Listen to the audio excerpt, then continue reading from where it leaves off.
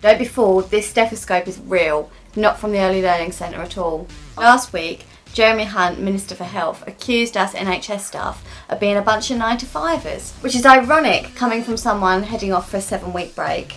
It might surprise the Minister to learn that people don't become critically ill exclusively within office hours. The truth is, we already have 7-day working in the NHS. This government just doesn't want to have to pay us for it. In picking a fight with hospital staff who already do work weekends, the Minister for Health almost deliberately misses the point. That is, you can't demand an expansion of 7-day services without providing the money to pay staff, unless you expect them to just do it on goodwill.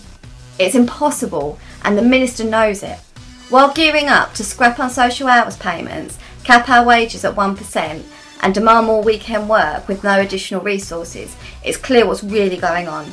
This is a wholesale attack on the NHS as part of the drive for further privatisation. As more and more staff, in the face of worsening pay and conditions, say, "F this, I'll just do agency," pension liabilities are reduced, making services more appealing to private companies. While MPs reward themselves 10% pay hikes, the question has to be asked: how many of you would be prepared to give up your weekends to care for the acutely unwell for no extra money? If working people can't get a GP appointment around their hours, surely the onus is on employers to allow time off. If emergency departments are full of people who can't get an appointment with their GP, then surely we need more GPs.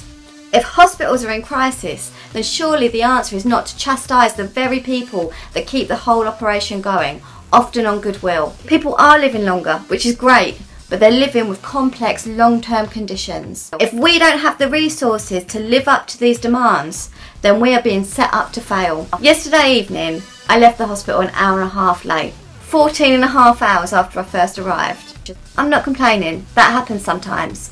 It was a hard day. When I got home, I didn't have the time or the energy to cook a healthy, nutritious meal, so I got a Chinese takeaway. Hopefully this pattern doesn't cause me to develop a costly and complicated long-term condition like diabetes.